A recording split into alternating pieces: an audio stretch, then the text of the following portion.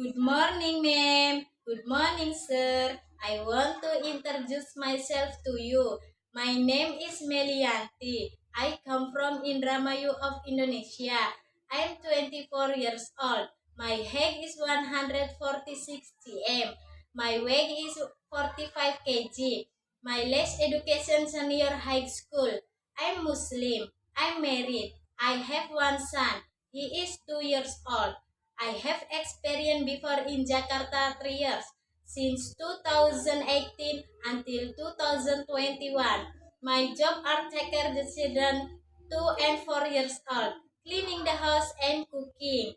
I can handle pork but I cannot eat pork. I won't go to Hong Kong because I need more money for my family and my future life. I'm finished introduce myself to you. Thank you, ma'am. Thank you, sir. See you in Hong Kong. Bye bye.